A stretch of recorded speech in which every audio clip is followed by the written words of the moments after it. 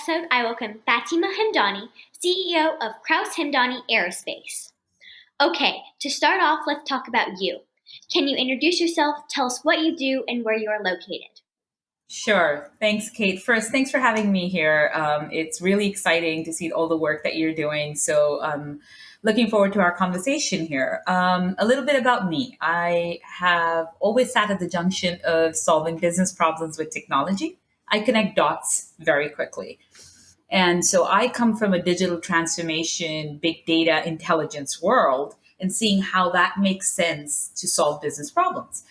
And as I was building my consulting firm, further to that, I helped one of the largest mobile solution providers in the world. So if your phone works anywhere in the world, somewhere in the back end, they're powering it. And so I help them build their enterprise business. What that means is when they have data and intelligence, how does that apply to the larger banks in the world? So at one point, 8 out of the top 10 US banks were our customers, and it was a global business. So while I was expanding that, I happened to meet my now business partner through a joint venture we were doing with his startup at that point of time. And in our first meeting, our 1 hour meeting turned into a 6 hour meeting of the minds. And he asked me if I would be interested in unmanned aerial systems, or drones, as most commonly people know it. And I'm like, no, that's not my world. I have no idea what you're talking about. This was 5 years ago.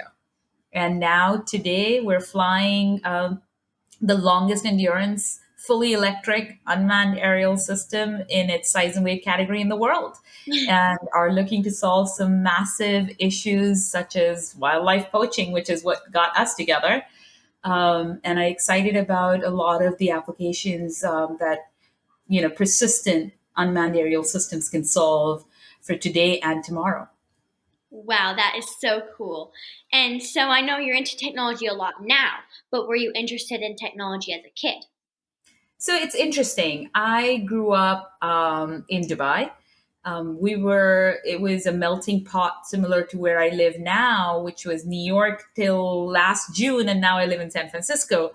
So technology is what was connecting the world in Dubai, even without realizing it. They had built things like an indoor ski resort, or they were growing strawberries in a desert. And however we look at it, it was technology that was helping that, right? I remember when I wrote my first Hello World code, and I was still in, I think, middle school when I did that. And so, while it wasn't ingrained the way, and I kind of realized it over time that that is what my passion is, I can really look at technology and see connections that most people can't. I think the seeds were sowed, and I still remember I used to watch Funky Brewster and other shows, and you probably would have never heard of these, but in our times they were, and technology was, or Back to the Future got all of us excited, right? And or the Jetsons, where you were flying cars, right? And so that is what I grew up in. So yes, technology had influenced my life then, and was part of my life growing up. Wow. Okay, so what area of technology do you work in right now? So I work in the unmanned aerial system, or drones space. And we are building an aerial network of unmanned aerial systems that will allow us to connect sea, land, air, and space using these assets, or drones, or UAVs, as we call them, multiple names for the same thing, fixed wing UAVs across different altitudes. So our regular aircraft flies at 35,000 or 19,000 to 35,000 feet above ground level. We will be flying between a few thousand feet. Eventually, we'll be flying at 65,000 feet above ground level with our high altitude pseudo satellite platforms. Wow, your drones are so incredible. So I know your mission is to save lives. Can you tell us more Mhm. about this? So it's very interesting. I visited Iraq when the Iran Iraq war had just ended. I was a little kid, and my parents had taken us to visit Iraq. And I noticed that there were only women and children in that country. And I had turned around to my dad and I'd asked him, how come there are only women and children in this country? And he'd said this country was at war. A lot of the boys and men were at war. And as a child, that had stayed with me quite a lot and it had an impact on me. And then fast forward, I was sitting in my office when the first aircraft hit the World Trade Center when 9/11 happened. And I, on that day, lost friends, colleagues in the buildings because Cantor Fitzgerald, Marsh McLennan were our customers at that point of time. And I'd set up a 48-hour camp to help find the missing. What I realized and why are these two connected is data and intelligence could have helped save the lives of a lot of people if we had the right kind of data at the right time. And so when we started building what we started building and we realized that we were flying these robots and essentially they are intelligence gathering assets, right? And so if we brought the right data, the right aerial intelligence to the right kind of decision makers and shrink that gap between intelligence and decision making, lives can be saved, whether that be warfighters, civilians, wildlife anti-poaching, search and rescue, disaster management, or as we talk about refugee crisis. So a lot of the things that the UN talks about in its SDG goals, sustainable development goals, we're able to address them with the right kind of data and intelligence. We can provide that through persistent aerial systems. Does that make sense, Kate? Yes, that is so impactful. Okay, so now let's talk more about your drones and how they can help save our planet and help humans both prevent and recover from disasters. Okay, so to just start off, how do your drones work? So what's interesting is when we say we are building persistent non-stop UAVs, unmanned aerial vehicles, there is a whole play of power and energy. Essentially, we need to create more power or energy on board, so surplus energy that can allow us to actually fly long distances, long durations, and persistently. And the best teacher for us on how to do that is nature. When you see birds flying long distances, they're not constantly flapping their wings. They're utilizing environmental conditions to actually allow them to fly long distances. And that's what we do with our birds. We do what is called biomimicry. So we're constantly monitoring environmental conditions and algorithmically feeding that back into our autopilot that allows the aircraft to maneuver in such a way that it can actually benefit from, say, hot air rising from the ground, which is called thermals. Or when you're between mountains, there's again hot airs and different conditions, and you can utilize those for flight. When we're flying, our prop folds up, our propeller folds up, so it's not even using thrust when it's flying. Along with that, we have multi-pronged approach. So along with that, we have energy systems on board that allow us to capitalize on solar. So we have some of the most sophisticated space grade solar cells on our aircraft that allow us to generate more energy than we utilize for flight. And that's how we can support our flight as well as power hungry payloads and sensors that we carry on board. And when you apply that to disaster management, communication, we can truly change the world. Wow. And I remember just getting a drone that I controlled with remote control, and I thought that was really cool. So this drone is incredible. Okay, so how do you keep your drones in the air and how do you get them back down? Sure. So, what's interesting is when you say unmanned aerial platform, if you have a whole team of 30 people trying to operate these, whether remote control, as you said, you might not have anybody in the cockpit, but you are still, it's not truly unmanned. And the whole key is reducing the operational footprint of these aircraft. And we do that by fully changing the operations to fully autonomous operations. So truly, we create the software, we write the software so that these drones can become intelligent platforms that are making decisions of when they take off, when are the optimal conditions to land, how do they operate in these different conditions that they operate, and persistently fly without needing too much manpower in the back end. Wow, that's crazy. Okay, so and how does artificial intelligence work? And it's AI on your drones. Sure. So you remember I said we do biomimicry? Yes. where we are copying nature and what nature is doing. So the intelligence that the birds have, right? When you create that kind of intelligence within a machine, that's where AI comes in. So us truly replicating the environmental conditions on board, creating a 3D map of what's happening around us, and then feeding that back into the algorithm. There's a component of AI. When we hunt for those hot air rising, the thermals, that's when, when you feel turbulence a lot of times, or sometimes when you're climbing, those are when you've hit a thermal or hot air that's rising. Sometimes it depends on how you're flying, but it's the AI on board that actually utilizes that, that capitalizes on that and allows us to fly without consuming power on board.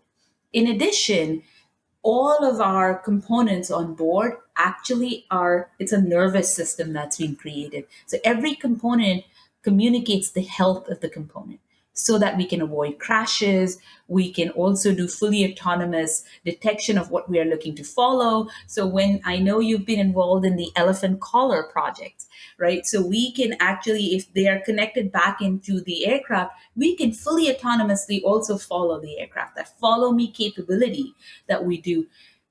When you say AI, artificial intelligence, is really used across the industries where people don't truly understand what, right? Anytime you're using intelligence on a machine and machine is able to make self decisions, at the end of the day, that's AI, Wow, right? okay, I didn't know that. Okay, and so what kind of data do you get when your drones take flight? So there is a whole slew of data that we can get, whether we're carrying an electro-optical camera or whether we're carrying an infrared camera. So when you are flying over at nighttime and you want to detect different heat signatures, you will carry a infrared camera to actually detect that. So when we were talking about disaster management, when there is somebody strapped under a fallen building, we can fly over and actually detect if there's a heat signature and there is somebody underneath that we can help, communicate back to the rescuers and they can come pull out, right? Or when we are detecting poachers at nighttime, you're able to detect heat signatures and find poachers at nighttime. Along with that, when we talk about climate change monitoring, various different environmental sensors that we can carry can detect gases. So when we talk about carbon monitoring, we can carry sensors that can actually monitor carbon in the environment. Or when the current administration is talking about, hey, all the oil and gas companies, you need to monitor the methane that you're emitting. We're able to carry sensors that can do that. And then when we actually are working in the communication space, so when you talked about disaster management earlier, when a disaster happens, one of the first things to go down is your communication channels. So we become cell towers in the sky by carrying the right kind of radios and payloads on board that allow us to create wireless bubbles, 4G, LTE, 5G, beyond 5G, and that we enable communication. So there's tons of use cases and tons of things you can do when you're flying beyond line of sight and long distances and persistently. Wow. And going back to how it helps detect poachers, I can imagine that it can see so much land at a time and it could really help get to the poacher before it gets to the animal. That's incredible. Exactly. Exactly. Okay. So you invented a drone that can fly higher and longer than any other. Can you explain why this is important? Sure. So, one of the limiting factors, right, whenever you look at technology, and as technologists, a lot of times we all geek out on technology. Oh, this is so cool. What is important, and especially when you marry technology with solving business problems, is you always ask, so what? So, what if this technology is so cool? What does it solve for? Right? When I started looking in this industry, there were four massive issues that we realized were prohibiting some of the adoption in the commercial, in the actual, nonprofit use cases that we're solving for, such as anti-poaching or agriculture or conservation use cases. And that was how far the fixed wing UAV can travel from the operator. Like you said, I control it with the remote control. You're an operator. how long it can stay up in terms of flight time or endurance. How easy is it to integrate things into it? Is it open architecture? Can you plug and play things into it so that you can swap out payloads and the payload technology gets better? And then finally, how easy is it to operationalize it? Right? Again, if you have massive resources that you need to kind of operationalize them, it's going to be very expensive and it's going to limit the use.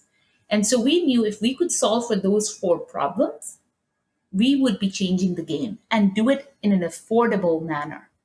And that's what we have done with the technologies that we've incorporated. And the goal of the so what we're solving for was always front and center for us. And then obviously our mission and the vision to bridge the gap between sea, land, air, and space with a mission to save lives is what drove us. Wow, that's so cool. And so, when a disaster is coming, how can your drones help? Sure, it depends on the type of disaster, right? Every disaster has three phases: detection, how do you detect a disaster? How do you stop a disaster from happening or spreading? During the disaster, how do you help manage it or reduce it in when the disaster is happening? And the third piece of all of that is after the disaster, how do you actually help the rebuilding? So our persistent unmanned platforms can help in every stage of the disaster. Let's take an example of California wildfires, right? PG&E has to the electricity company has to pay massive fines right now because of how some of their sparks led to a certain fire and led to a loss of life. Potentially, if we were flying over the lands in California, the parks and other areas that are susceptible for fire, we could have potentially detected an early spark and could have alerted the authorities or the firefighters so that a stop to that fire from spreading could have happened, right? In addition, once the fire was underway, instead of sending aircraft that are manned by a pilot and sending a manned aircraft on smoke to help see where the fire is spreading, you can send our aircraft, which is unmanned. You're not endangering somebody's life and can follow long distances and help provide that information back to the firefighters so that they can come in and actually stop the fires effectively.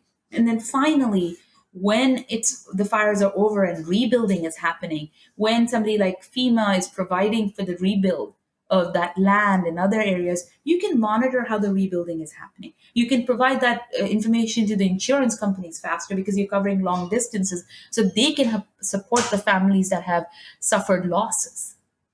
Right? So there's multiple areas. And then finally, when a disaster happens, as I mentioned earlier, the first thing that goes down is communication. When the hurricane hit Puerto Rico, they had supplies, but their communication networks were down. If we can create a cell tower in the sky that allows for comms networks to happen, that would actually enable efficient deployment of the supplies and disaster management more effectively. Wow. And the one thing that really stuck out to me that you said was when you said, like, how it can go to the fire, but nobody's in danger, which I think is really cool because nobody has to, like, take a risk and go and see if there's a fire there. The drone can just fly over and see. And I think that's really incredible. So that's really cool. So, after a disaster has occurred, like an earthquake or a large fire, how can a drone help with the recovery efforts? So that's actually very interesting because what I was indicating earlier, we have different payloads and sensors that can actually detect detection of human beings trapped under rubble. Or when disaster happens and you want to rebuild and the rebuild effort that goes in, we're able to monitor and help provide information on how the rebuilding can happen. Also, when a disaster happens, the first things that kind of go down are communication networks, right? So, and I think I mentioned this earlier. If we're able to create 5G bubbles or radio communication so that the first responders and others are able to make sure that they're connected and they're able to redirect supplies appropriately, that makes recovery efforts extremely efficient. And we can provide that kind of coverage nonstop. And so that is where at different levels in the disaster management life cycle, we can actually come in and help with the relief efforts or, after the disaster has happened, management of it. Wow, drones are doing so many amazing things. It's so great. Okay, so how are you using your drones to fight climate change? So this is a very interesting, it's something very close to my heart. Everything is related to data. And we were sitting with National Geospatial Agency as well as Berkeley Earth. And the ability to actually station keep, what that means is hold a drone in one single place and monitor. So when you have drones that can station keep for long durations, you can then stack them up at different altitudes and record different type of data about the environment, about the air conditions, about the gases in there, and then feed that back into systems that can actually process that data and intelligence and churn out what is happening with the climate. Where is this going? How do we prevent certain things? If we have created a change somewhere, if we have reduced emissions somewhere, how does that impact the climate? What is happening? So that kind of monitoring can be enabled at different altitudes, and then that data can be fed into machine learning algorithms so that smart predictions or projections can be made of, hey, if this is going to progress this way, this is the impact you're going to feel. This is how the ice caps will melt. All of that data, the more real data you have, the better decisions. And that coupled with geospatial or satellite data that you're getting, and you layer all of that data in to make better decisions. In addition, climate change is impacted by various different gases, right? So if you're able to constantly monitor them in across large distances, you're able to help feed that back in and support efforts that are actually addressing carbon, positive efforts as well as creating carbon neutrality. So there are a lot of different aspects once you're able to monitor. If you're able to monitor, you can control. I can imagine if your drones can help ice caps from melting, you can help the polar bears, right? Yes, absolutely. Right. And that is where all of this is connected. It's not one individual. You cause and effect, right? If you can identify the cause, if you can collect the data appropriately, and then extrapolate what is that kind of creating for our environment and help protect against that, that's how we're going to counter all of the effects of climate change. That's so great. Okay, so how can your drones help endangered species? So the best example I can take is the work that we're doing in conjunction with Microsoft Project 15, as well as our partners, Zambezi partners, where Zimbabwe wildlife anti-poaching efforts that we're all involved in, and we're creating the next generation of technology that is actually solving for early detection of poachers, protection of the wildlife that is getting rewilded. So the first park in Zimbabwe that Zambezi Partners has picked is also involved in rewilding elephants that they have rescued. And in order to protect them from the poachers, we're integrating some of the best technologies, such as Microsoft's Azure IoT Hub or the best radios, and then our UAVs that are flying perpetually long distances, monitoring how the elephants are moving, seeing if there is any kind of disturbance in their movement, feeding that back into the rangers and ensuring that the rangers get to protect the animals before the poachers get to them. And simultaneously, when you're taking away jobs from the poachers, you need to create jobs so that their families are also taken care of. And it's a whole network effect. So when you're working on projects that are working with next generation of technologies, you're also creating jobs in the local markets. And when you're creating jobs in the local markets using cutting edge technologies, you are expanding how those local markets actually can feed themselves and compete with others in the world.